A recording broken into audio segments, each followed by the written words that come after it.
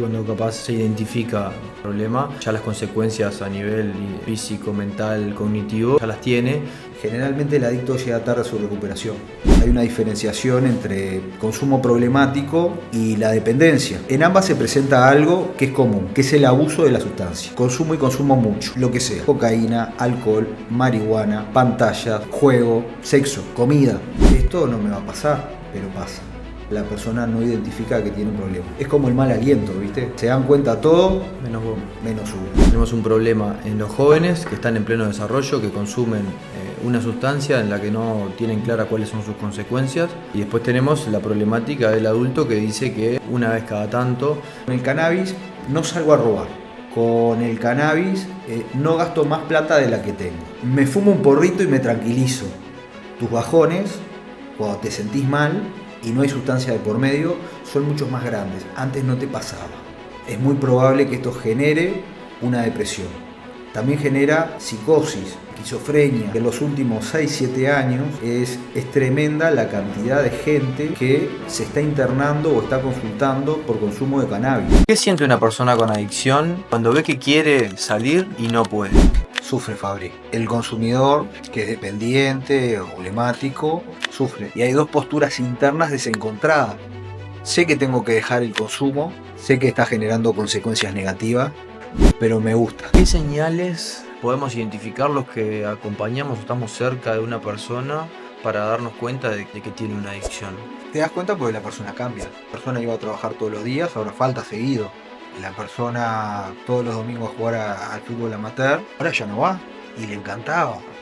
Su economía se empieza a desbalanzar. Oculta, miente, hace hasta las cosas que podés llegar a ni siquiera imaginarte para consumir. Trabajamos desde mano a mano, desde la empatía, desde la cercanía, intentando concientizar, prevenir, acompañar. Un cómo estás, un abrazo, un te entiendo, o simplemente una escucha activa, cómo el pibe cambia. Todavía no está pensado a nivel país, pero se necesitan otro tipo de dispositivos y herramientas para los chicos que transitan una rehabilitación dentro de privación de libertad.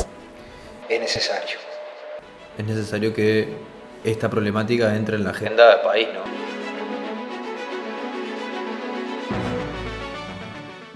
En Uruguay, las adicciones representan una problemática de salud pública que atraviesa todos los niveles sociales. Según datos oficiales, más del 70% de la población adulta consume alcohol regularmente. Y el consumo problemático de cannabis, cocaína y psicofármacos ha ido en aumento en los últimos años. Además de esto, están las adicciones sin sustancia, como el juego patológico, el uso compulsivo del celular y las redes sociales, que afectan cada vez más a adolescentes y jóvenes uruguayos, en especial en ámbitos como el deporte o el encierro. Para eso, nos acompaña Mario Urchipía, especialista en procesos de recuperación, prevención y construcción de proyectos de vida, que trabaja en diversos espacios de acompañamiento y tratamiento de personas con consumo problemático, como la Comunidad Terapéutica Ser Libre, la Mutual Uruguaya de Futbolistas Profesionales y el Instituto Nacional de Inclusión Social y Adolescente. Bienvenido, Mario. Gracias, Fabri, por la invitación y también por la sensibilidad de querer conectar la info con aquellas personas que necesitan concientizarse, pero también ayuda. A nivel del consumo problemático de sustancias, ¿cuáles son las principales problemáticas que se enfrenta la población uruguaya hoy en día? El primer daño que se genera es en el individuo, un daño de salud mental, un daño a nivel familiar, un daño a nivel físico, también en la economía de la persona, pero también en la sociedad. El adicto termina siendo un problema, el consumidor problemático termina siendo un problema, por como dice la palabra, genera problemas. Es importante tener en cuenta que no todo el que consume llega a generar una dependencia, pero sí puede generar un consumo problemático. Cuando hablas de consumo problemático, hablas del problema que le genera al individuo, pero también a todo su entorno, ¿no? Hay una triada. Esta triada va dependiendo de la persona, sus características, el tipo de consumo que alcanza y el contexto. Entonces, la persona empieza a hacer un abuso de esta sustancia, de este consumo, el contexto no es favorable y termina complicándose y complicando la existencia. Muchas veces esto se da una persona que vos la ves tranquila y de repente salió con un grupo de amigos a tomar unas copas a un bar. Se transforma violento, tiene ganas de pelear, se pone verborrágico, complica la salida y se complica a él. Y vos decís, esta persona no consume nunca. Sí, pero cuando consume, esa sustancia le despertó un problema a él y a su entorno. Lo mismo aquella persona que va al casino una vez cada 2 años. Pero cuando fue, jugó, perdió, gastó más de lo que debía, gastó el sueldo, no tiene para pagar el alquiler, para pagar las cuentas, para la comida. ¿Se complicó él? Sí, complicó también a su familia. Entonces, el consumo problemático está vigente. No siempre que hay un consumo problemático hay una dependencia, pero no deja de ser un problema. Esto mismo que decías, no genera una dependencia quizás en el que sale y toma el fin de semana y genera un problema, pero sí está el consumo problemático. Genera un problema para él, para su entorno, pero no tiene una dependencia. No tiene una dependencia, es así. Eso es específicamente que haya un consumo problemático. Eso es que hay un consumo problemático. Y en cuanto a las principales adicciones, hablamos de que el 70% de la población reporta que consume alcohol regularmente, ¿no? ¿Cuánto de ese porcentaje es problemático? Porque capaz que tomar una copa de vino, algo más social, en la semana es una cosa. Ahora, cuando ya genera un problema, cuando ya el alcohol me representa que me peleo con mi familia, que tomo malas decisiones, ahí ya es como más complicado, ¿no? Hay una estadística que es del año pasado, es lo más reciente que hay, que marca un estimativo de que alrededor de ese 70% que consumen, un 28% presenta consumo problemático, un trastorno por uso de sustancias. Ahora, hay que tener en cuenta en relación a las encuestas que siempre hay un más menos. ¿Por qué? Porque no cualquier persona te va a decir, yo tengo un problema con el alcohol, yo tengo el problema con una sustancia. Es algo que muchas veces está estigmatizado y que por ende genera vergüenza, genera prejuicio y no siempre se habla. Entonces es una cifra que está acercada, pero no sé si es 100% certera. A lo que mencionamos recién, hay una diferenciación entre consumo problemático y la dependencia. En ambas se presenta algo que es común, que es el abuso de la sustancia. ¿Qué quiere decir? Consumo y consumo mucho, lo que sea. Cocaína, alcohol, marihuana, pantallas, juego, sexo, comida. La enfermedad es una. Las variantes sí hay un montón. Estamos hablando de una enfermedad que es crónica y es progresiva y que necesita tratamiento. Y cuando hay dependencia, lo que cambia del consumo problemático no solo es que genere un problema, sino es la dependencia. ¿Qué pasa? La persona consume abusivamente. Este abuso genera una tolerancia en la persona. ¿Qué es la tolerancia al consumo? Cada vez necesita consumir más para intentar conseguir el efecto inicial o que alguna vez deseó. Y vos ves que la persona tiene una búsqueda frenética hacia el consumo y que cuando no lo tiene, cuando no lo consigue, pasa mal. Hay una dependencia. No puede vivir sin consumir. A medida que va metiéndose en el problema, necesita hacerlo más para mayores llegar dosis, a esos niveles de dopamina, a esos niveles de estado del cuerpo para poder satisfacer esa necesidad que tiene, ¿no? Y cada vez es peor, porque ¿qué pasa? La persona piensa que consumiendo más va a generar el efecto inicial, pero si tuviéramos que poner una especie de gráfica, eso le pasa en un comienzo, pero cada vez consume más y no genera nunca el efecto inicial. Y por marcar una línea en esta gráfica de la normalidad imaginaria, la persona termina consumiendo para sentirse normal. Y esto sigue bajando y cada vez genera un daño mayor en él y en su entorno. Es brutal lo que genera a cada persona que presenta estas problemáticas, porque es como que entra en un bucle, en una espiral descendiente en la que no ve una salida, ¿no?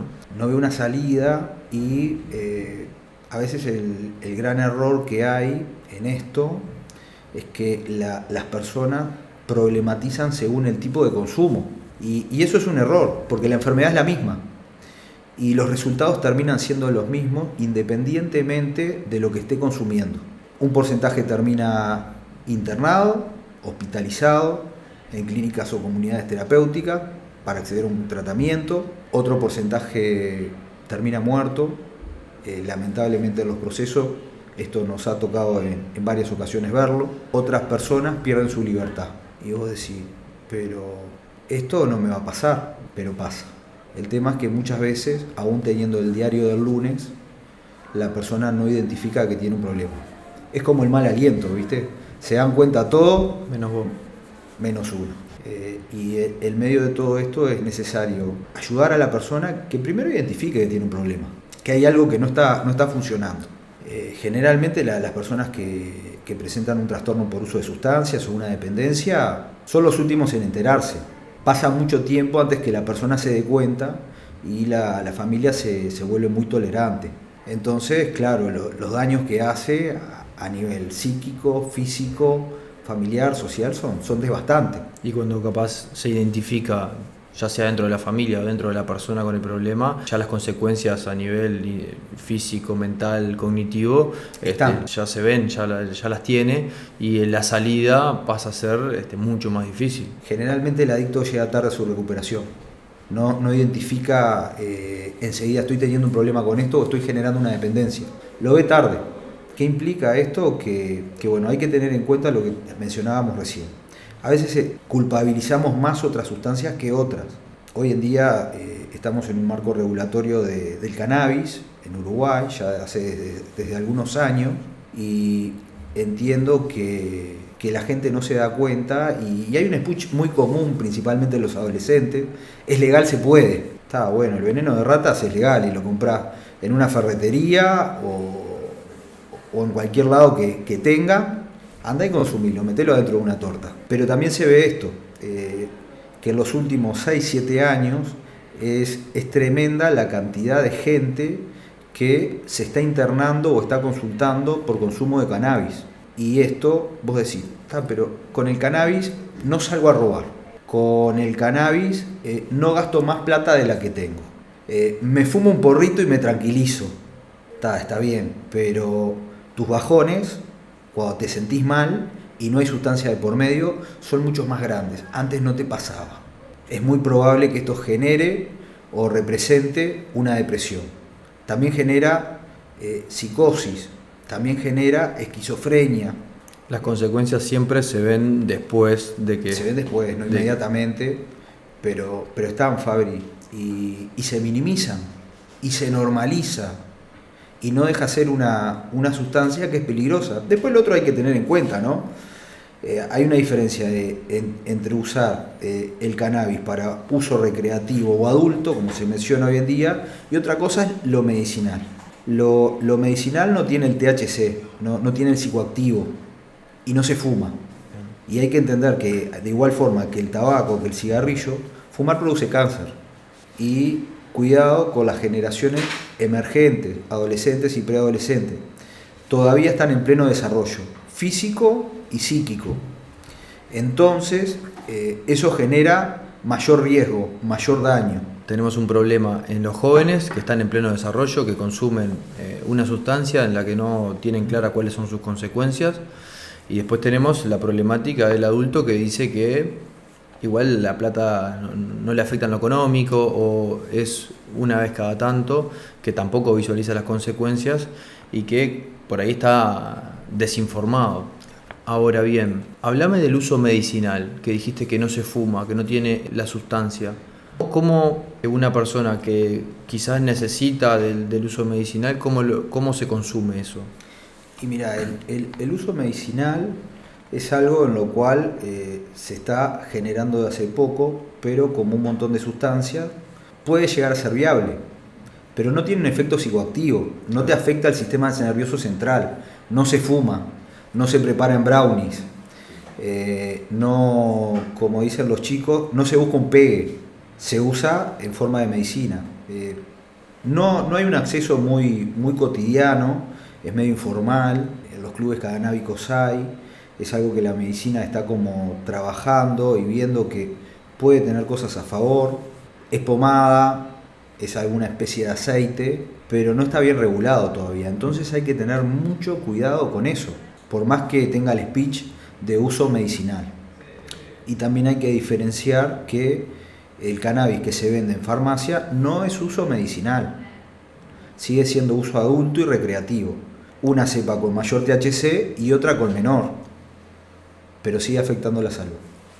Bien, o sea que tenemos la parte, digamos, regulada, está al alcance de cualquier ciudadano, y Sí. después tenemos esto del uso medicinal que está en una etapa de prueba, De desarrollo. y que viene como, bueno, queriendo sumarse a la parte, digamos, de bienestar o de salud, pero que no está regulada todavía. Y tampoco está aceitado, porque si vos vas a una farmacia o vas al mutualismo, No hay. pedile al médico que te recete algo y pasá por farmacia. Sí. ¿No está? No está regulado, no está Entonces instalado. falta todavía, ¿viste? Y tiene que pasar un proceso de prueba, de comprobación. Claro. Y en esto de las sustancias, la cocaína también, todos lo sabemos que está instalado en la sociedad y que también representa una de las principales problemáticas de consumo de sustancias. Bueno, la cocaína tiene 3 variantes de consumo, ¿no? Esnifada por la nariz, intravenosa o fumable, y genera mucha dependencia y además daño a tal punto que no solo se transforma en una búsqueda frenética del consumo, sino que la persona se vuelve totalmente esclavo del consumo de esta sustancia. Pero la forma que se consume genera mayor dependencia. Hay un dato que la otra vez hablaba con un médico que es bastante renombrado en el área de tratamiento y de prevención de consumo, que me decía: mirá, Mario, hay una tendencia que cuando la persona fuma la cocaína, que es cuando se cocina, o que se le dice vulgarmente, o consume pasta base, que es un proceso sin depurar de la cocaína, luego de que fuma 4 o 5 pitadas, hay un gran riesgo de que la persona genere dependencia por el tiempo tan breve que llega a hacer el efecto en el cerebro, y genera un impacto muy alto, pero así como es tan alto y llega tan rápido, también es cortito. Entonces la persona queda desesperada queriendo buscar una siguiente dosis. Y eso es un bucle que también, una Sí, vez que entras, es complicado. La mayoría de los pacientes que nos llegan se generan por consumo de cocaína, pasta base y alcohol. Después viene la marihuana. háblame de los psicofármacos, porque todas estas drogas tenemos como un conocimiento más amplio, digamos, se habla mucho más. Ahora, con respecto a los psicofármacos, es algo como que todavía está más camuflado, y sobre todo el uso sin receta, sin una regulación, sin la indicación médica de un profesional, ¿no? Hoy en día se ve mucho el tema del consumo de psicofármaco, se automedica a la gente, y el acceso que se ve no es por el medio tradicional, muchas veces, de ir a un psiquiatra o un médico que pueda recetar psicofármaco y recibe su medicación bajo la indicación del médico. No, voy a la feria y en la feria encuentro un puesto que es un trapito en el piso con la medicación que quieras. Vas a cualquier feria de la periferia y conseguís. Entonces, claro, tomo y termino generando, principalmente las benzodiazepinas, generan una gran dependencia. Y si no hay control, al generar dependencia, genera un problema. Y la persona, sí, vive bajo efectos de la medicación, no es que queda funcional, porque no está tomando bajo la indicación médica, termina dopada, muchas veces corre riesgo. Y a tener en cuenta, este es un dato no menor. En Uruguay aproximadamente hay una tasa de suicidios entre hombres y mujeres del 100% de las personas que se suicidan, 75% son hombres y 25% son mujeres. El hilo fino de cuántas personas son, no tengo la estadística acá a mano, pero está al acceso de una googleada.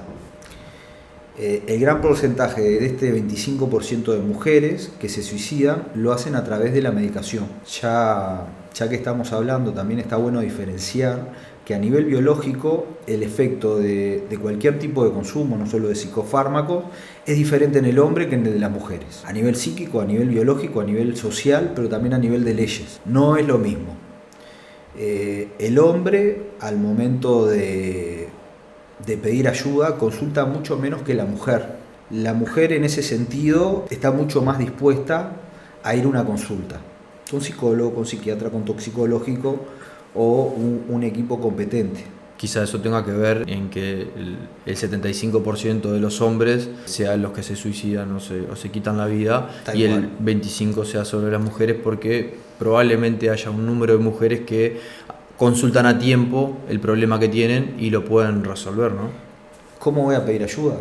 Yo puedo. ¿Cómo voy a decir que estoy mal? ¿No? Una falsa hombría, frase típica y trillada. Los hombres no lloran. Es ilógico, es tonto, es irreal. Se precisa ayuda. Por eso esto después termina decantando en un montón de enfermedades de salud mental. Pero además, hay teniendo en cuenta esto, a la hora de acceder a un tratamiento, pensando en rol de género, es más difícil para la mujer. La mujer primero sí consulta a médicos, sí va psiquiatra, como decíamos recién, psicólogo, pero a la hora de acceder a una internación o a una desintoxicación, es más difícil por el rol de género que cumple. Jefa o cuidadora de hogar. Tengo niños. Muchas veces se encuentran en hogares monoparentales, están solas. ¿Qué hago con ellos? En muchas ocasiones no hay una red de apoyo y está mal mirado. Entonces hay oposición hasta que se interne, pero sin embargo hay una dependencia, un consumo problemático a psicofármacos u otro tipo de sustancia. Ahora, ¿qué pasa cuando no hay recursos? Es duro, pero lamentablemente muchas veces las mujeres terminan ejerciendo prostitución como medio de vida porque están solas, pero también para acceder y sustentar su consumo. Y de esa forma están propuestas a la denigración, marginación, violencia de género, y cada vez se adentran más en el consumo. Cuando hablaste de que la mujer no tiene red de apoyo para poder hacer esa internación, ¿qué es lo que se necesitaría? ¿La red de apoyo para la familia, para los hijos, o un lugar para que ellas se puedan internar? Lugares hay. Hay Bien. lugares que son mixtos y hay lugares que son exclusivos para mujeres. Eso dependiendo del perfil de cada una. O sea que la problemática está en que no tienen red de apoyo estas mujeres que son solas. No digo que sea el 100% de los casos, Fabri. ¿Hay mucho contexto familiar? No, si vos te internás, ¿qué pasa con los chicos? ¿Quién limpia la casa? ¿Pero eso viene de parte de la institución, de los médicos, de las clínicas? Es una forma de ver a nivel social. Bien. En el cual no se prioriza la salud de la persona. Sí, porque tiene un rol que cumplir. Y hablando vulgarmente, no hay quien abrace esa responsabilidad si ella se mueve de ese lugar. No nos sirve. Entonces hay oposición. Generalmente se ve que a internación acceden más hombres que mujeres, aunque en los últimos tiempos eso ha cambiado. También las mujeres que consumen tienen una mayor disposición a generar una dependencia rápida, precoz. En los hombres no quiere decir que no esté, pero se ve que las mujeres generan mayor dependencia antes que los hombres. Cuando hablas de mayor dependencia, ¿hablas de dependencia a los psicofármacos puntualmente o a todas todo las tipo de sustancias? sustancia. Te doy un ejemplo. El hombre comienza a consumir y se encuentra con un uso problemático en un tiempo, te estoy diciendo un tiempo que no es real, 3 días. Generó dependencia en un tiempo que no es real. La mujer al día y medio ya puede haber generado dependencia.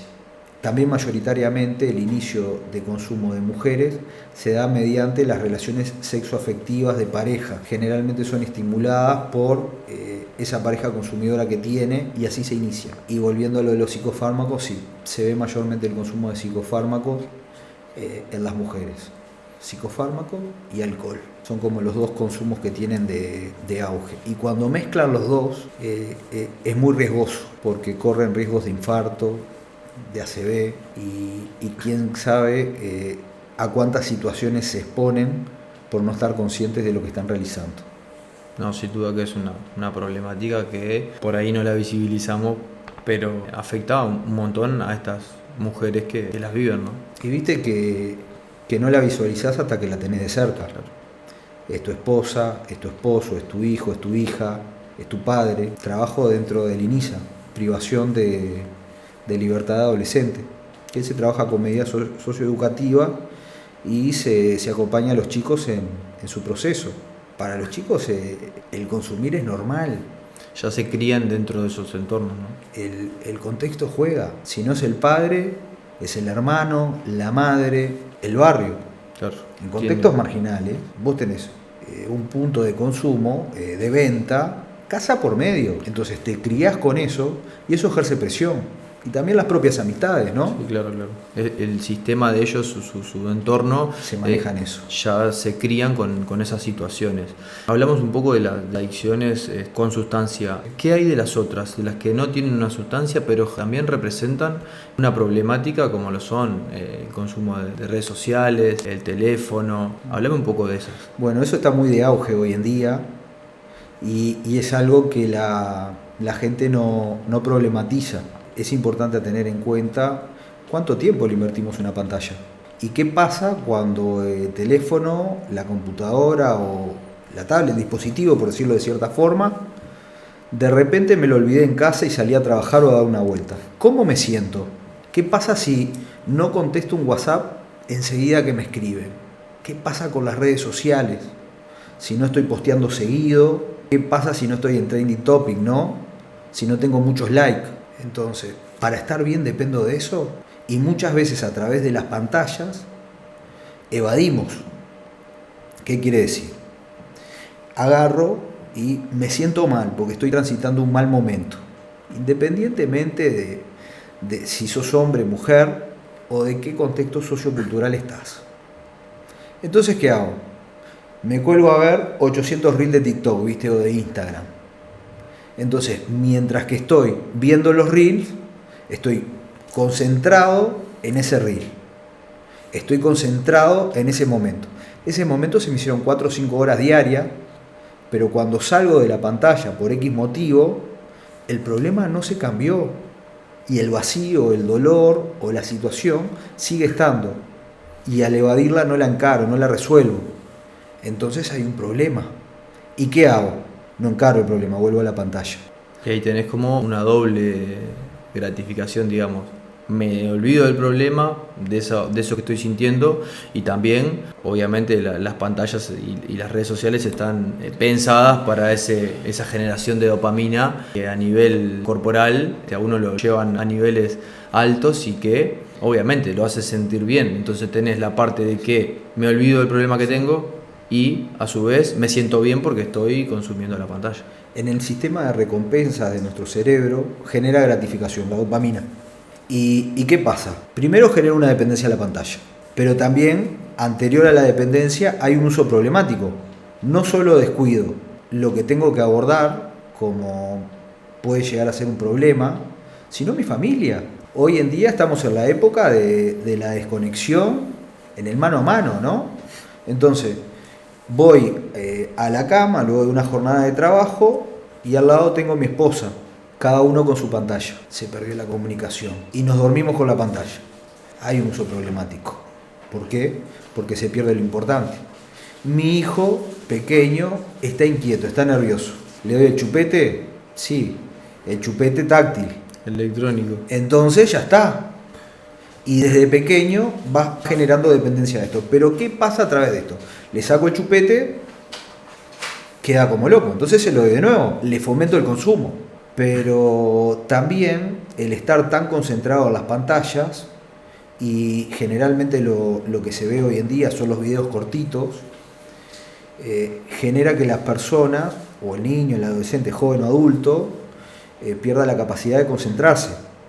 Entonces, estas personas que están expuestas todo el día a videos cortitos, estímulos cortitos, que les genera un alto nivel de dopamina, ponerlos a sostener una conversación larga o a ver una película de 2 horas, a ver si la sostienen. También genera un problema de concentración. Genera un problema a nivel personal y a nivel de relación interpersonal, ¿no? Con mi padre, con mi madre, con mi pareja, con mis hijos. O sea que es un problema que no nos damos cuenta o no se ve tanto. Pero está. Sobre todo esto, lo último que mencionaste, en cuanto al poco nivel de concentración que tienen estas nuevas generaciones, ¿no?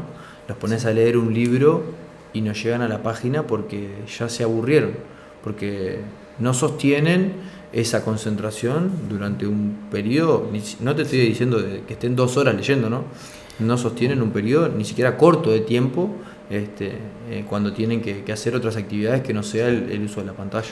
Y ha hecho perder un montón de cosas que bueno, yo ya no peino canas porque estoy pelado, pero cosas que en nuestras épocas de niño eran vitales, ¿no? Salir a la esquina a jugar a la escondida, a la pelota, al cordón, al 25, a la mancha, interactuabas, sociabilizabas. Hoy en día hay una generación de aproximadamente 13 años, que es la generación Z, como se la está llamando, en el cual a esa edad temprana, no estoy diciendo en su totalidad, pero hay gran parte que se están dando cuenta de que han perdido el contacto, de que han perdido la humanización. Entonces, esos preadolescentes están intentando volver a lo de antes. ¿Y qué pasa?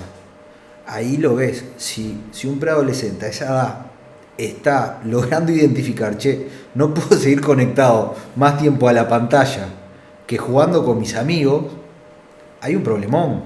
Y por suerte las nuevas generaciones estamos como queriendo identificar esos problemas y estamos queriendo prevenirlo, ¿no? Yo en mi entorno, por ejemplo, personas cercanas, tengo muchos amigos con hijos que están... tenés como dos grandes grupos, uno que está totalmente inconsciente de la problemática, sí, y que le da de comer a sus hijos en la cama con la tablet pegada en la nariz, y está el otro grupo que cero pantalla, cero, o sea, juegos de mesa, juegos de mano, cenamos todos juntos, almorzamos todos juntos. Entonces, por suerte hay una generación que está visibilizando la problemática, se está dando cuenta, está tomando dimensión de lo que representa, pero tenemos la otra parte que no se da cuenta y que está generando una sociedad, una futura, claro, sociedad con un montón de problemáticas como lo son de salud mental, como lo son físicas, porque los chiquilines ni siquiera salen a jugar, no saben correr, no saben caerse, no saben lo que es. Entonces eso va a traer una consecuencia negativa para los que no se dan cuenta y ojalá positiva para los que tienen un poquito más claro cómo se está dando todo. Mira, importante destacar, de la pandemia hasta ahora no lo tengo medido, pero sí visualizado. Tanto las consultas de pedidos de ayuda, de orientación como internación han subido. En esto que te digo que estábamos hablando recién de las pantallas, tanto como otro tipo de consumo. La pandemia, en cierta forma, agrandó o agravó la cultura adictiva y es necesario, tanto a las generaciones que están emergiendo como a las actuales, informar, concientizar, prevenir, brindar tratamiento y acompañar luego de este. Sin duda que la pandemia acrecentó lo que es el consumo de pantallas y la adicción. ¿Qué otras adicciones se están dando también a través de las pantallas? Bueno, la ludopatía. La ludopatía, generalmente uno tenía que asistir al casino. Y ahí jugaba a los slots, o juegan, mejor dicho, a la ruleta y todos los demás juegos que brindan, que también generan un alto índice de dopamina. Pero hoy en día, ni que hablar que a través de la pandemia, como decías vos, Fabri, se potenció, los casinos están al alcance de la mano. Vos googleás y ponés casinos online. Y hay casinos que son legales y hay otros que no.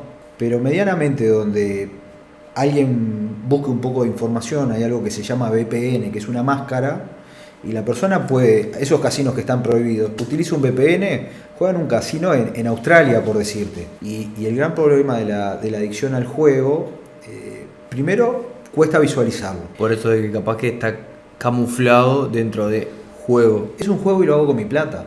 Y ese juego termina generando a nivel... consecuencias negativas. El gran problema del juego patológico, la persona cuando pierde quiere volver a jugar para recuperar lo perdido. Pero cuando gana nunca es suficiente, quiere ganar más. Entonces es el mismo comportamiento adictivo que cualquier otro tipo de sustancia. Y termina generando problemas personales, económicos, familiares y pérdidas. La enfermedad sigue siendo la misma, cambia el uso. Y con relación al juego patológico, hay poca información y las personas cuando se encuentran con esta situación terminan totalmente endeudadas y generando conflictos porque piden dinero prestado. Entonces, claro, vos pedís prestado pero no devolvés, pero fuiste a pedir con la intención de devolver y vas tirando la pelota para adelante, viste, como reclame, el lunes empiezo, el lunes te devuelvo y estás en ese y cada vez el embudo se te hace más fino y terminás en un problemón y genera mucha ruptura porque tanto la familia como las amistades se desgastan y la gente termina totalmente atado a esta dependencia. Es que todos creen que le van a ganar al sistema y obviamente el sistema tiene un negocio, probabilidades de que el negocio pierda son bajas, porque si no, no sería un negocio.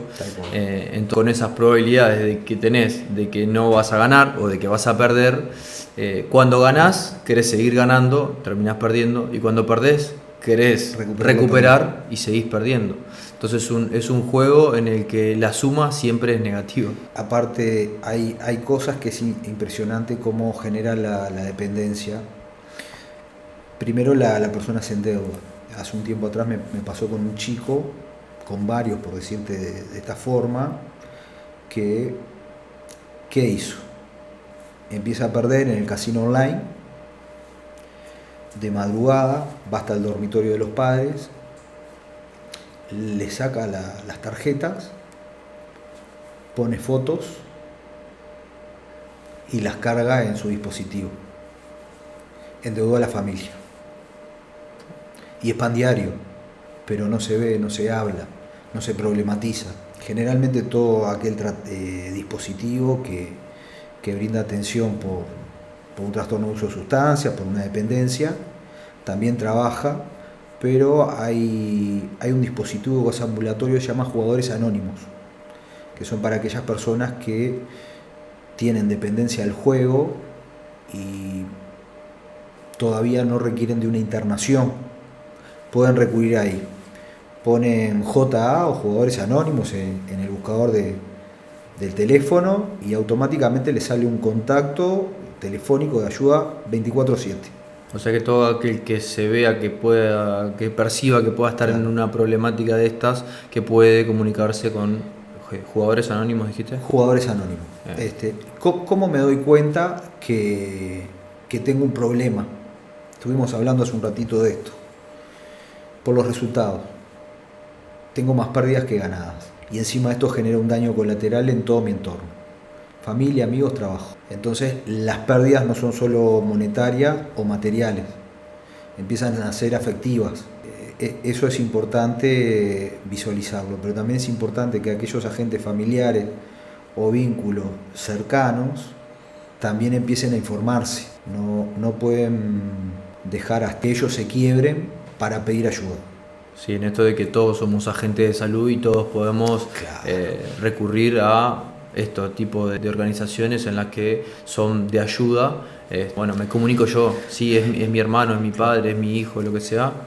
Tengo el acceso a comunicarme y a buscar una posible solución al problema que tenés. Y lo que se da, no solo en la adicción al juego, sino en toda adicción, se enferma la familia. Y surge una enfermedad que se llama codependencia. ¿Qué es la codependencia? El familiar, el ser querido de esta persona posterga su vida para intentar ayudar o resolver la de la otra. Entonces, ¿qué pasa? Siempre está tirando salvavidas, poniendo almohadones de pluma en el piso para que la persona cuando caiga suave, e internamente tiene una gratificación. Lo estoy ayudando. No, estás intentando meter un parche, pero el problema sigue estando. Y peor aún, tu ser querido no cambia, sigue dependiendo de vos. Y vos, con este tipo de comportamientos, lo único que haces es prolongar su enfermedad. No solo que no lo ayudás, sino que también estás postergando lo que vos tenés que hacer con tu vida, ¿no? Tal cual. ¿Entraría en esta categoría los trastornos alimenticios? Cuando hablamos de me va bien, me va mal, lo termino anclando a un atracón, a un uso abusivo, porque puede ser alcohol, pero también puede ser comida. Sí. ¿Cómo ves esa situación? es real y es latente. Hay varios tipos de trastornos alimenticios. Lo que se ve mucho en el tema del consumo son los atracones. Gente que parece ansiedad, estrés o depresión, y para tapar o evadir come y genera un trastorno alimenticio. Pasa de esa forma, le genera problemas de salud, la persona se enferma y tiene el mismo comportamiento adictivo que cualquier otro tipo de sustancia, y también requiere de un tratamiento. ¿Por qué? ¿Qué pasa? Te va a pasar factura, o te va a venir diabetes, o te va a venir un infarto, o vas a estar en sobrepeso, u otros problemas de salud derivados a esto. Y pasa que con las personas, cuando están en recuperación, cambian el tipo de consumo. Entonces dejé de consumir pantalla, dejé de consumir cocaína, alcohol, marihuana, empiezan a comer. Y vos ves como la persona empieza a abordar, no, pará, estás usando un paliativo. Entonces necesitamos abordar esto. Hay que orientar, hay que acompañar y reestructurar este tipo de conductas, que siguen siendo conductas adictivas. ¿Qué siente una persona con adicción cuando ve que quiere salir y no puede?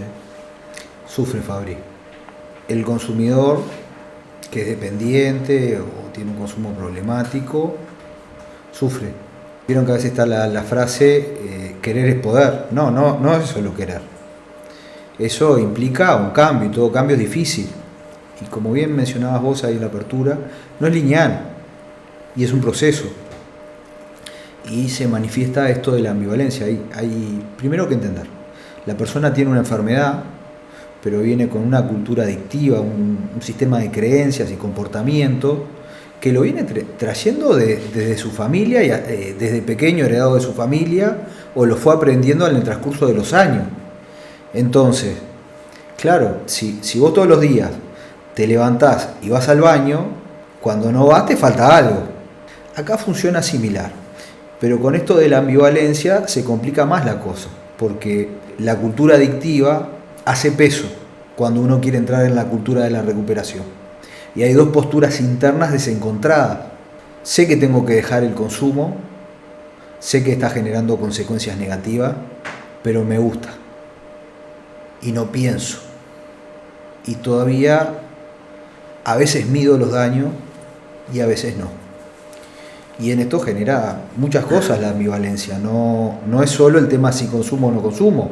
Cómo afronto mi tratamiento, qué ganas le pongo, pero también genera un daño colateral. El adicto generalmente a los que más quiere son a los que más castiga. Hace un abuso de estos recursos humanos y afectivos que tiene, que son esas personas que lo aman, que están con él acompañándolo, como que si fuera una sustancia. Los utiliza y cuando ya no les sirve los descarta.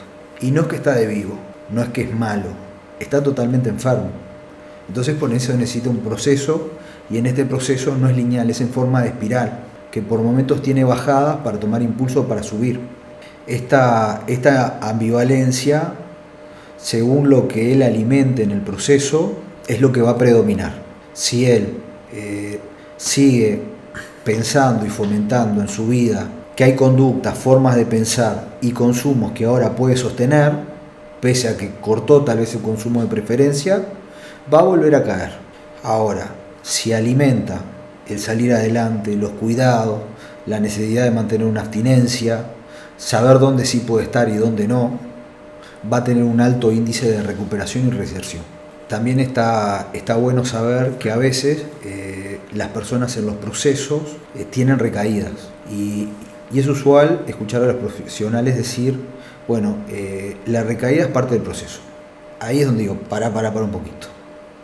La recaída es parte del proceso si la persona entiende qué fue lo que pasó, dónde se expuso, qué fue lo que falló o cuál fue la situación. Una situación extrema que me pasó con un chico es que su mamá estaba padeciendo un cáncer terminal. Entonces habían puesto un cuidado entre él, su papá y otros hermanos, iban rotando día a día para acompañar a su mamá. Cuando le tocó a él fue demasiado fuerte, no lo pudo tolerar, se desapareció y se fue a drogarse. Esa noche fallece su madre. Entonces ahí había una posibilidad, que la recaída fuera parte del proceso o la recaída fuera una vuelta al consumo. ¿Qué entendió este chico? Que bajo situaciones de presión o de dificultad, él era vulnerable y no sabía manejar sus sentimientos aún. Este chico está sobrio el día de hoy. La recaída fue parte del proceso de recuperación, pero en otras circunstancias no. Estas situaciones se agarran y no son parte. Por eso hay que diferenciarlo. Y hay una ambivalencia también ahí, ¿no? Entre si es parte del proceso o no. Qué interesante esto que decías, entre que lo primero que dijiste fue que detectar que la persona tiene una enfermedad, Sí. ¿no? Eso como lo primero. Y después este sesgo cognitivo de uso a mi familia cuando me sirve y cuando no la descarto. O Sí, sea, es claro. súper interesante porque roza con un poco un sesgo capaz que hasta medio con tinte psicópata por alguna forma, de decir, sé que les estoy haciendo daño, pero aún así lo sigo haciendo, pero es porque estoy enfermo, ¿no? Está enfermo y cambia su forma de pensar y de sentir. Hablar con una persona que tiene un trastorno por uso de dependencia y es una persona que tiene una autoestima muy baja, pero él se ve sobrevalorado. Se siente con más beneficios que con obligaciones. Es el centro del mundo. Los demás tienen que estar, tienen que apoyarme, tienen que darme. Y si no, está todo mal, ¿viste? Se maneja en extremo. Claro. Me siento querido, me siento amado, me siento como prioridad ante la familia, pero también todo lo que eso implica a nivel del entorno, ¿no? Está, pero si no hacen lo que yo quiero y no me dan lo que a mí se me antoja, está todo mal. Claro, el berrinche. El berrinche. Eso es importante destacarlo, y volviendo al punto de enfermedad, no me quiero detener mucho ahí, pero es necesario. La adicción es una enfermedad como cualquier otra. Ni que hablar que según la Organización Mundial de la Salud es una enfermedad crónica y progresiva. Para comparar de cierta manera, podemos decir que es como la diabetes, ¿no? Te va a acompañar toda tu vida. Pero si vos haces deporte, si vos estás en tratamiento y te cuidás de comer cosas dulces, la diabetes está regulada. No tenés riesgo. Ahora, cuando dejás de hacer algunas de estas cosas, se dispara. En la adicción es lo mismo. Cuando vos te descuidás, la enfermedad se despierta, se dispara, no solo perdés tú, sino que pierde tu familia. Qué importante esto de, en el proceso, ¿no?, de recuperación, identificar estas cosas que nos pueden poner en riesgo. Esto que decías del caso del chico que cuando estaba bajo presión tomó malas decisiones o salió corriendo a su adicción, de tener controlado el entorno para poder no recaer, ¿no? Y en caso de que pase, poder identificar qué fue lo que me llevó a eso para... Y volvemos a la ambivalencia, ¿no? Sé lo que tengo que hacer, tengo que encarar, pero hago totalmente lo contrario. Y mientras que la persona está enferma, esa ambivalencia lo está. Consigue la pareja deseada, el laburo ideal, el momento oportuno, y termina saboteando y boicoteándose todo. ¿Porque no lo quiere? No. Está enfermo. Está enfermo. ¿Qué señales podemos identificar los que acompañamos o estamos cerca de una persona para darnos cuenta de que tiene una adicción?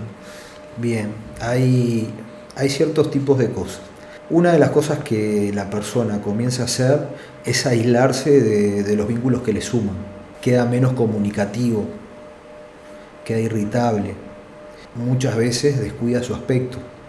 Vos ves una persona que era prolija, coqueta, se cuidaba, cada vez eso le interesa menos. Lo que era esporádico, que tal vez su familia o amistades sabían, ahora es regular y frecuente. Su economía se empieza a desbalanzar, oculta, miente. Cada vez ves que la persona, toda su vida, parece demasiado, pero es así, no gira en torno a un proyecto de vida, no gira en torno a la familia, no gira en torno a aquellas cosas que le sumaban, que le hacía bien, que las disfrutaba. Giran simplemente al hecho de volver a consumir, el tipo de consumo que sea, y se centra ahí. Hace hasta las cosas que podés llegar a ni siquiera imaginarte para consumir, no solo llegando a pérdidas, sino a la denigración. Y cuando ves este tipo de cosas y hablas con la familia, es algo que te moviliza, porque una cosa es verlo de afuera, otra cosa cuando está ahí, ¿no? Que es que las familias están totalmente destrozadas y la persona que tiene esta enfermedad todavía no lo ve y te dice yo estoy bien. Y esto afecta a todo estrato social, ¿no? Es como en la película, no zafa ni el bueno, ni el malo, ni el feo. No es porque estés en una clase u otra, es que te va a pasar o sos más. No, Fabri, le pasa. trabajamos con todo tipo de público, desde contextos culturales muy vulnerados hasta contextos culturales socioeconómicos muy pudientes. Y vos decís, le toca a todos. En esto de poder identificar la problemática, me quiero detener en esto de la persona va haciendo un cambio paulatino, por decirlo de alguna manera, y dejando actividades que antes le hacían bien, las empieza a dejar sin un motivo. A la hora de acompañar, si vemos que nuestro ser querido empieza a dejar ese tipo de actividades o lo empezamos a ver menos, o sea, la pregunta que me surge es ¿cómo podemos identificarlo? Te das cuenta porque la persona cambia. Hay un cambio en su actitud, en su dinámica, en su rutina. Claro, la persona iba a trabajar todos los días, ahora falta seguido. La persona iba todos los domingos a jugar al fútbol amateur, ahora ya no va y le encantaba. Compartía con sus hijos y ahora no comparte. Se vuelve totalmente egoísta y su prioridad es el consumo que tiene. Ahora, ¿es gradual? Sí. Y dependiendo del uso, como decíamos hoy, de la sustancia, de la relación que la persona tenga con esta y del contexto, esto puede ser o más rápido o más elongado. Pero cuando se piensa a identificar esto, hay dos pasos inmediatos a seguir, que no siempre se hacen. Generalmente la familia no quiere ver el problema. Esto lo va a superar, esto ya va a pasar, o esto no es así, o se centran en creerle al enfermo y no en ver las cosas que son empíricas, los hechos que están demostrando que se está mandando cualquiera. Claro. Es hablar con la persona. Che, estamos viendo esto. Generalmente cuando la persona no identifica que tiene la enfermedad, que tiene el problema, va a minimizar, va a negar o va a intentar evadir. Y va a buscar culpables, ¿no? Va a intentar depositar la responsabilidad de todo lo que él no está encarando y de cómo se encuentra en aquellos que lo vienen a encontrar. Entonces, no hay que frustrarse si en esta primera instancia de acercamiento, de ayuda, no resulta. Y el segundo paso que es necesario es consultar, porque puedo tener una buena intención, pero capaz que no es suficiente, o capaz que es errática. Entonces necesito adquirir herramientas, por más que yo no sea el enfermo, para saber qué hacer y cómo posicionarme. Dijimos que él deposita la responsabilidad de la culpa sobre el otro, entonces me siento horrible. Si yo soy el culpable de tu enfermedad, no te puedo decir nada. No, pará. Vos no tenés la culpa de que estés enfermo. Yo tampoco, pero sos responsable de hacer algo por tu tratamiento. Eso me parece ahí como el ABC, Fabri. Yo creo que es más fácil darse cuenta cuando el cambio es abrupto, porque ves un cambio en el comportamiento, lo visualizás de un momento para el otro. Es más difícil cuando el cambio en el comportamiento es en un periodo de tiempo más largo, en el que obviamente la persona con el problema va dibujando la situación y la va construyendo para sentirse seguro, y obviamente es muy difícil que un adicto diga soy adicto o pida ayuda, porque obviamente va generando su entorno, sus hábitos, que lo tienen en un lugar que capaz sabe que no es el correcto, pero tampoco sabe cómo salir, pero también le da vergüenza contarlo. Entonces es como súper difícil ahí identificar que está metido en un problema, salvo que sea que rompa los ojos, por ejemplo. Generalmente se enferma él y enferma a la familia, entonces nadie ve el problema. ¿Y qué rol juega la familia en esta etapa de recuperación una vez identificado el problema? La familia es clave. Obviamente que si no hay un núcleo familiar que sea de apoyo, no quiere decir que la persona no salga adelante, pero es más difícil. Una cosa es estar acompañado, tener un equipo, y otra cosa es estar solo. Pero el equipo tiene que jugar en pro del tratamiento. Hay mucha familia disfuncional alrededor de las personas que consumen. Entonces, ¿viste? No se dejan ayudar, se piensan que el problema es solo el enfermo. No. Hoy estuvimos hablando un poquito de codependencia. ¿Qué pasa? Está bueno, yo postergo mi vida, estoy ayudándolo. Pero yo no veo mis miserias, yo no veo mis problemas. Entonces, A mí no me sirve empezar a ver lo mío. Me sirve que él siga siendo el problema. ¿Por qué? Porque si no me tengo que hacer cargo de lo mío. Entonces hay familias que terminan saboteando o boicoteando el proceso de su ser querido. Es muy egoísta, pero es muy enfermo. Entonces es necesario que las personas se alineen con el tratamiento. Para ayudar a su ser querido, sí, pero para también empezar a trabajar en ellos. Nosotros desde la comunidad terapéutica tenemos grupos de familia para aquellos que acceden al tratamiento que brindamos, pero también si la persona no está con nosotros, hay grupos de Amor Exigente y Naranón, que son grupos anónimos para familiares con familiares adictos, ¿no? Y brindan una ayuda tremenda y es de acceso gratuito.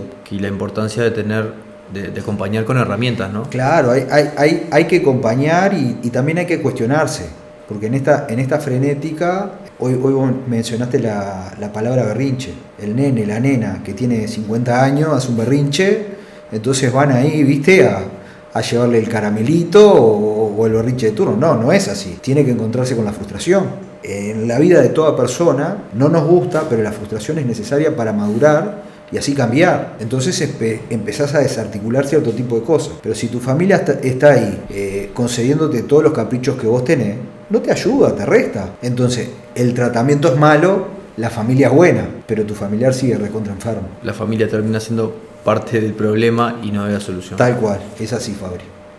Hablábamos hoy del conflicto interno que tiene el paciente, ¿no? En esto de querer salir y no poder. ¿Cómo es ese proceso en cuanto a lo clínico, a ese trabajo de campo con el paciente? En la comunidad terapéutica Ser Libre, que es donde mayormente trabajo, nosotros apuntamos a que la persona pase diferentes procesos. Generalmente las personas te llegan precontemplativas, que no saben que tienen un problema, o te llegan contemplativas. Saben que tienen un problema, tienen la intención de hacer algo, pero no tienen mucha conciencia de riesgo y de daño. Nosotros trabajamos con un programa dividido en 2 fases. La primera fase, que es internación, que va de 4 a 6 meses, y la segunda fase, que es ambulatoria, que va desde 6 meses hasta 1 año. Tenemos un programa genérico, pero también trabajamos la singularidad, porque no todas las personas, por más que tienen la misma enfermedad, tienen las mismas oportunidades, vienen del mismo contexto, son situaciones diferentes. Entonces hay cosas que uno sí las puede hacer generales y hay cosas que no. El primer mes, cuando ellos llegan a nosotros, es un mes de desintoxicación y adaptación. Entonces el nivel de exigencia en ese primer mes no es tan intenso, pero sí va de menos a más. Una de las cosas que es maravillosa de la comunidad es que, sin importar de dónde vengas, en la comunidad todos hacen todos. Desde cocinar, limpiar, ordenar y participar de las actividades. Entonces esto le genera hábitos, sentido de responsabilidad y de pertenencia. Y también los incomoda el hecho de decir que si no tenían nada de esto incorporado, lo tienen que hacer. Luego de este primer mes, todo el programa tiene terapia con psiquiatra, psicólogo, operadores terapéuticos, talleres grupales, terapias grupales y los planes terapéuticos escritos, que son fundamentales y son un eje de nuestro programa bastante importante, porque a la persona no solo tenés que ayudarla a pensar que no debe volver a consumir, sino identificar comportamientos adictivos, formas de pensar, sistemas de creencias que los tornan en bucle, ¿viste? Entonces, mientras estoy internado, no consumo, pero cuando salgo me la doy de pico. No, hay que cambiar las formas, ¿viste? Hay que reeducarse. Hay que reprogramar. Entonces, claro, hay que reprogramar, esa es la palabra, Fabri. Entonces, ellos todos los lunes se encuentran con un taller que se tira una consigna para la semana. Como hablamos hace un tiempito atrás, ambivalencia, autoboicot, situaciones perjudiciales, familia, relaciones, proyecto de vida, proyecto de muerte. Entonces la persona identifica que más allá de si consumía o no lo hace ahora, hay otras cosas que abordar, porque tiene un montón de formas de manejarse en la vida que lo lleva a un proyecto de muerte. Y vos decís, ¿y por qué después de tener 50, 60 años sigo en internación tras internación? Sí, claro, había cosas en tu vida que no trabajaste. Claro. Y el consumo, una de las cosas que genera la persona, es tapar. Tapan dolor, tapan abusos, tapan ausencia, tapan frustraciones, para no verla. Entonces, vos destapás, sale todo eso que está mal, que hiede. Bueno, tenés que brindarles herramientas para que ellos no solo identifiquen, sino que puedan hacer algo en relación a eso. Cuando ya comienzan el segundo mes, empiezan a tener salidas graduales.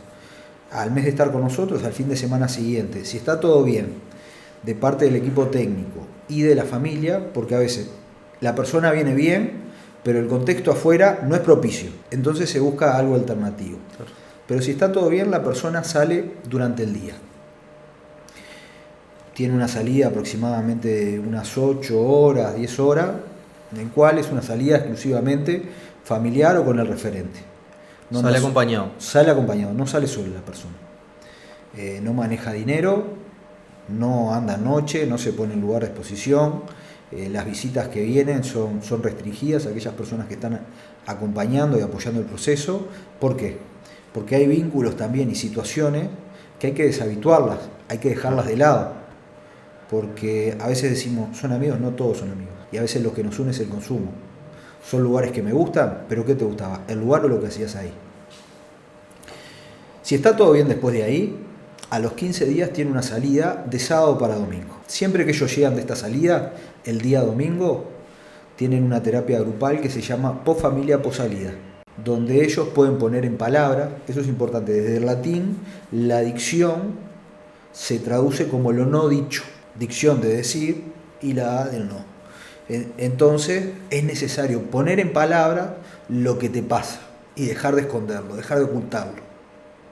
Entonces cuando lo tengo en palabra y lo visualizo, tengo la oportunidad de resolver, pero sobre todas las cosas de recibir ayuda. Si está todo bien luego de ahí, a los 15 días de ahí, que estamos en los 60 días, tienen una salida de viernes para domingo. Si ¿También son acompañadas las que son con noche? Sí. Bien. Sí. Que buscamos que la persona esté acompañada. Porque ¿qué pasa? En estos procesos siempre es más fácil caer que levantarse. Entonces, intentamos todas las situaciones de riesgos posibles. Obviamente no es tenerlas bajo control, sí, pero que no estén en alcance. Minimizarlas. Entonces son necesarios los cuidados. Claro. Sale de viernes para domingo, el domingo viene, encuentra, y siempre que vuelven de la salida tienen un screening, un test de consumo. Entonces la persona sabe que si hizo trampa va a quedar en evidencia, ¿no? Claro. Y después empieza a salir todos los fines de semana bajo esta modalidad. Llegando al cuarto mes, que es el último mes, si la persona tiene un proyecto educativo o trabajo, lo empieza a retomar, pero lo hace de forma gradual, lo hace desde la comunidad. Es decir, no tiene la misma cantidad de actividades terapéuticas que tenía hasta antes de ingresar a esa etapa, pero sí tiene las que necesita y va a trabajar o a estudiar y vuelve. Entonces vos vas evaluando cómo la persona interactúa más allá de con su familia y con otro nivel de exposición. Si está todo bien, en el cuarto mes o en el sexto pasa a la segunda fase, que es ambulatoria. La persona vuelve a su hogar. Bien, te consulto, sí. ¿Cómo se toman esos meses, esos 4 meses a nivel laboral? Hay situaciones donde podemos tener la gran ventaja que la persona, a través de una certificación médica, esté cubierto, digamos. Esté cubierto para no trabajar. Bien. Hay circunstancias donde vos tenés la reinserción, la tenés que buscar antes, porque la persona y su familia dependen económicamente de esta persona. Entonces, por un lado, estás buscando un bien, pero por el otro están pasando una necesidad y eso lo va a sacar fuera del tratamiento. Y hay circunstancias donde se busca un híbrido controlado. Te llega una persona que maneja su empresa familiar o una empresa macro y es necesario que la persona esté. Tal vez no todos los días. Pero que tiene que estar, claro. Entonces, en conjunto con un acompañante terapéutico, la persona va, puede participar, asume las responsabilidades que tiene que asumir y después retorna a la comunidad. Siempre todo se hace bajo el consenso de la persona. Vos no podés imponer porque no funciona así, ¿viste? La persona tiene que generar conciencia y voluntad. Y son cosas que vienen muertas a veces, ¿viste? Y tenemos un alto índice de recuperación. De cada 10 personas que pasan por nuestro tratamiento, 7 están estables y reinsertadas. Esto es una medición que lleva un transcurso de estudio de 2 años, de todas las personas que han pasado por nuestra comunidad. Y si no están con nosotros, están vinculados con algún otro tipo de tratamiento. Lo que es clave también, no solo la reinserción esta gradual que hacemos, sino la fase ambulatoria. No es que los programas fallen, es que las personas terminan un programa y no quedan vinculados a nada. Y no se dan cuenta que siguen teniendo la enfermedad. Claro. La pusieron en pausa. Entonces la pausa depende de que estén con cuidados y sabiendo generar su proyecto de vida. Claro. Por eso necesitan un acompañamiento. Y bueno, el ambulatorio nosotros jugamos un nivel importantísimo. Claro. La persona cuando sale de la internación no está sola. No quiere decir que no esté con la familia, sino que tiene alguien, o mejor dicho, un equipo, que sabe lo que le está pasando y el nivel de dificultad que encuentra ahora, que no es en la incubadora, es en el afuera, tiene a quién recurrir. A la distancia de una entrevista, de una terapia grupal o de un WhatsApp. El acompañamiento tiene que estar, es clave. Bueno, primero felicitarte por estos números, la verdad que es un éxito tener 7 de cada 10 que estén estables, es súper gratificante me imagino para ustedes, es una estadística que debe ser alta en lo que es la región. Contame cómo es esa siguiente etapa, esos siguientes 6 meses o un año, ¿es esto que decías, este acompañamiento terapéutico a través de entrevistas o a través de intervenciones que hacen ustedes? Cabe destacar que el resultado no es mío, hay un equipazo, Fabri, en el cual tienen vocación, son comprometidos y solucionan. Y eso da una tranquilidad bárbara a los que estamos liderando, pero también al paciente. Se sienten cuidados, se sienten acompañados. Y pasando a la fase ambulatoria que mencionaba, es también, ¿viste? Es otro eje importante en la reinserción. Porque la persona sale y se encuentra con un conflicto familiar. ¿Cuál es el conflicto familiar más recurrente? Está bien, vos te internaste, pero acá quedó un caos. Y vienen las pasadas de factura, y no la debute ante el IOSE. Entonces, la persona entiende que, bueno, que esas pasadas de factura tienen que estar. Sí. Le pasa a todos cuando ha tomado malas decisiones, en todo tipo de relación interpersonal, pero es totalmente diferente cuando vos tenés contención. No, pará, esto no va por este lado. ¿Y cómo podemos hacerlo? Y además de eso, en el ambulatorio se sigue trabajando con la familia. Che, está bien, entendemos tu dolor, claro, pero sacale un poco el pie al acelerador, porque de esta forma lo estás mitigando, no lo estás acompañando. Es muy importante que la familia siga siendo parte de la solución y bien, no esté con la cuenta acá diciendo, acá bien, estás debiendo. Otra de las cosas que pasa, la persona sale con la intención noble de comerse la cancha cuando termina la internación. Te encontrás con cuidados en el ambulatorio, pero también con límite. No, pará. Claro. Esto todavía no. Es una reinserción gradual. Vamos gradualmente. O esto no podés más. Entonces, ¿qué pasa? La persona afuera no se encuentra a su libre albedrío. Se encuentra con la continuación del equipo que lo estuvo acompañando y potenciando para que salga adelante, y le guste más, le guste menos, él sabe eso, que se lo está cuidando y lo está potenciando. Entonces se encuentra con un mismo alineamiento, que ¿cuál es? Tenés que salir adelante, claro, y estamos contigo.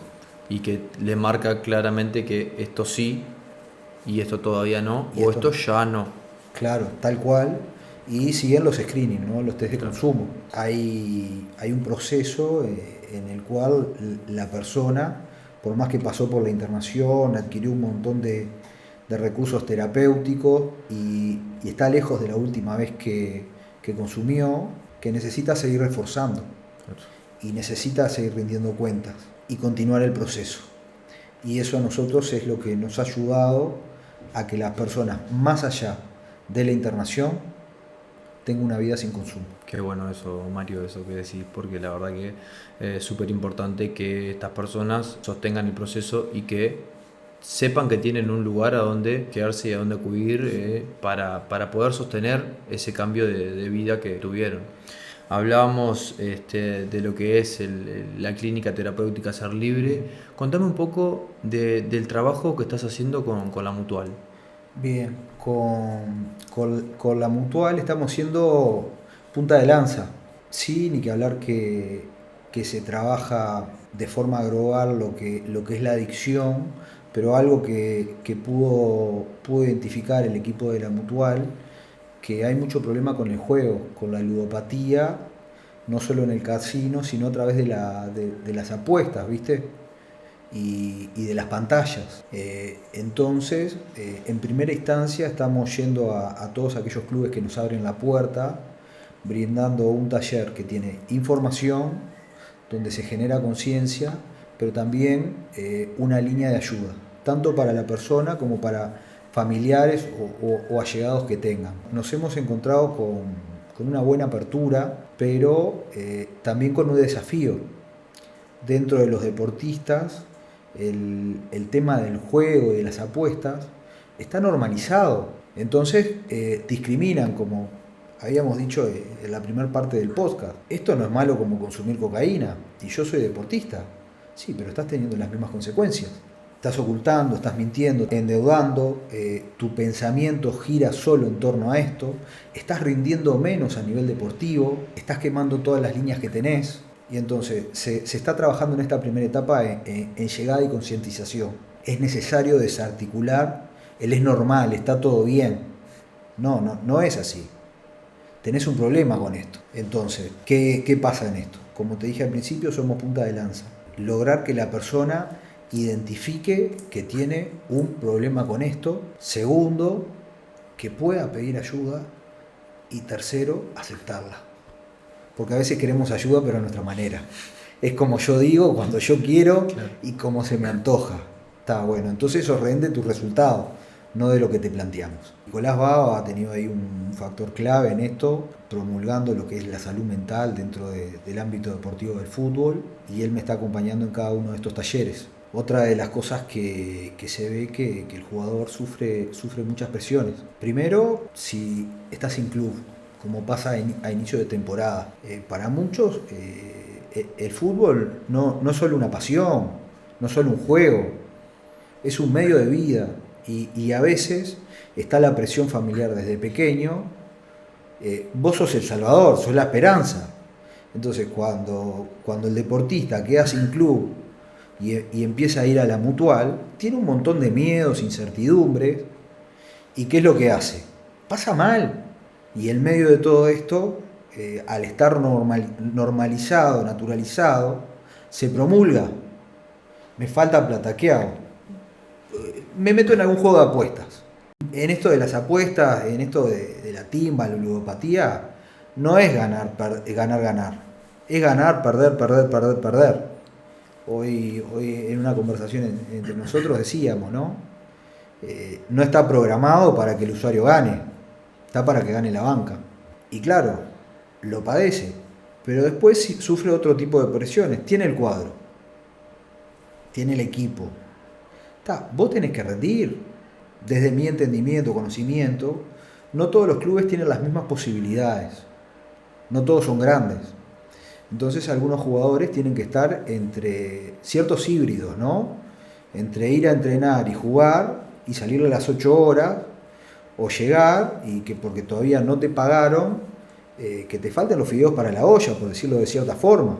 No digo que sean todas las condiciones así, pero hay factores en el cual vos querés seguir adelante con tu pasión, con el deporte, con lo que te gusta, pero te están faltando recursos. Entonces, se te plantea dentro del cotidiano, dentro de la normalidad, apuesto 500, gano 2000, pero ¿realmente ganás?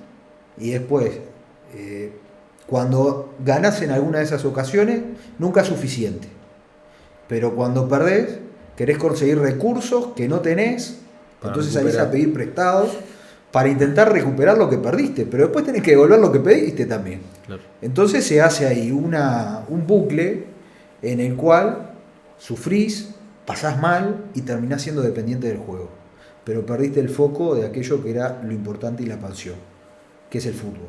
Es súper importante estos espacios en los que la Mutual está haciendo punta de lanza con el trabajo que están haciendo en conjunto con el Departamento de Salud Mental, y qué importantes son estos espacios de prevención para, primero, que los futbolistas que están implicados en lo que puedan ser este tipo de adicciones tengan herramientas, puedan identificar que tienen un problema, que es un problema, y segundo, que puedan tener a quién acudir, ¿no? Porque muchas veces estos espacios no se sabe, no sé a quién preguntarle, me da vergüenza. Entonces que puedan confiar en un equipo que está preparado para atenderlos, que está a disposición, es súper importante.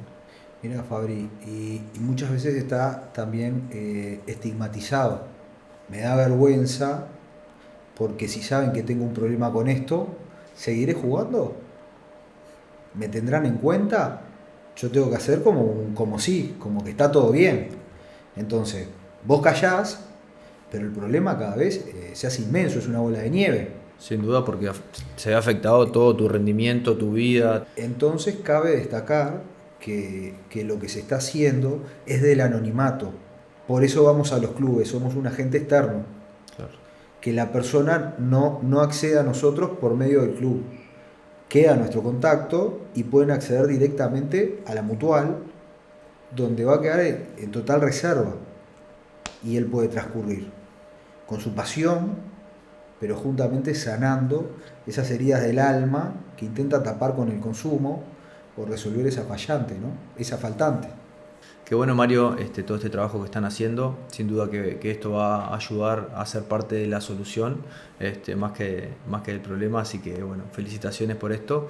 Contame ahora cómo están trabajando con estos adolescentes que están privados de libertad.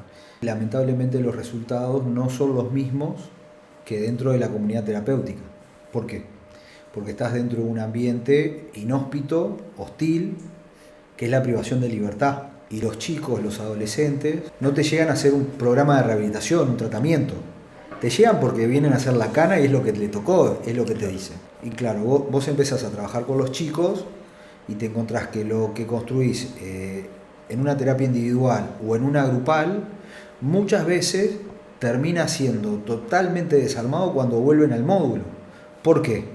Porque tienen que sobrevivir y necesitan un personaje y no se pueden mostrar vulnerables. Y además te encontrás con otra contra que o solo hay una madre, vienen de contextos críticos, muy complicados, algunos vienen desde abuelo delincuente, papá delincuente, hermano delincuente y ahora me toca a mí. Otros tienen puntos de ventas de droga, que también son familiares, que bueno, se van rotando como en el voleibol, ¿viste? Bueno, cayó preso el abuelo, ahora papá está al frente del punto. Perdió papá, como ellos dicen, ahora me toca a mí. Y cuando a mí me toca perder, vuelve el abuelo. Son cadenas que son tremendas. Y algo que se está dando mucho es el crimen organizado hoy en día. Entonces, a través del narcotráfico se organizan gente que la verdad es mala y a gurises entre 13, 15, 16, 17 años que saben que si terminan presos, salen casi que al toque, y si caen presos no tienen mucho que perder y que valoran muy poco su vida, lo llenan de droga, de armas y le dan algo de dinero. No llegan a tener dinero como tienen estos que mueven los hilos, eso es mentira. Pero igual, para un pibe que está acostumbrado a la miseria, se siente poderoso y ve una oportunidad. Entonces, elige ese estilo de vida. ¿Por qué? Porque ni la familia, ni la sociedad, ni el gobierno de turno le pudo brindar una respuesta. Pero claro, el que lleva las consecuencias es el pibe. Entonces, ¿qué hacemos desde Ser Libre? Trabajamos desde el mano a mano, desde la empatía, desde la cercanía, intentando concientizar, prevenir, acompañar. Y claro, te encontrás que bueno, los resultados son bajos. Y a veces es hasta gracioso, porque te encontrás pibes afuera que te dicen, yo no me drogo más. gracias, pero siguen robando. Afuera todavía no está pensado a nivel país, ¿viste? Pero se necesitan otro tipo de dispositivos y herramientas para los chicos que transitan una rehabilitación dentro de privación de libertad. Es necesario. Es necesario que esta problemática entre en la agenda del país, ¿no? Claro, sí, estamos de acuerdo, Fabri. Y reforzar en el adentro. Los chicos te das cuenta que, estoy hablando casos complejos, chiquilines que no valoran la vida de nadie, tienen muchos homicidios afuera, han vivido violencia, roban, han vivido de todo este tipo de cosas. Y un cómo estás, un abrazo, un te entiendo, o simplemente una escucha activa, cómo el pibe cambia. Después te termina llamando, ¿viste? Se complicó. En tal centro hay un problema con tal pibe. ¿Te llaman? ¿No hay recursos? No. Importa mucho la óptica y la forma en la cual se trabaja con ellos. ¿Viste? Tienen ausencia de referente, tienen ausencia de límite, tienen ausencia de afecto. No es solo brindarles herramientas. Si haces esto, dejas de consumir. Si te abrís de este contexto, dejas de consumir. No, hay otras carencias. Claro. Sí, entonces, duplica o triplica el desafío, claro, que tal vez dentro de una comunidad terapéutica. Y quizá eso explique que los resultados de los casos, claro, de éxito sean mucho menores porque el contexto es muchísimo más complejo y más delicado. Pero tenés la presión familiar. Claro. Están deseando que el pibe salga para que vuelva a robar o vender droga porque es el número ganador, claro, es el que nos salva, es un desastre. Para que les vuelva a ser funcional al negocio que tienen. Claro. Bueno, Mario, para redondear, ¿qué conclusión o qué mensaje final te gustaría compartir con nosotros? Primero, agradecer. Estos espacios son sumamente necesarios. Hay que brindar más información y conectar al enfermo con el tratamiento, sin importar el contexto. Entonces, Fabri, te felicito por estar en este espacio y difundirlo. Segundo, sí se puede, pero es necesario que trabajemos en equipo, no solo los dispositivos, sino la sociedad en sí. El adicto se ve como un problema, se margina, entonces claro, es más fácil dejarlo a un lado y seguir adelante que decir, bueno, genero un poco de empatía. ¿Qué puedo hacer por esta persona? ¿O qué teléfono puedo conseguir para tirarle una línea de ayuda, un salvataje? Y para resumir y repetir, que es importante dejarlo bien claro, sí se puede. Así que bueno, gracias, Fabri. Bueno, Mario, muchísimas gracias por acompañarnos. Este episodio fue una invitación a ampliar la perspectiva, a mirar sin prejuicios y a creer en la posibilidad de cambiar, acompañando con responsabilidad, humanidad y escucha. Te invitamos a seguirnos en redes sociales y compartir este episodio para que más personas puedan acercarse a esta realidad desde el lugar de empatía y conciencia. Mi nombre es Fabricio Santos y esto es Inspira Podcast. Hasta la próxima.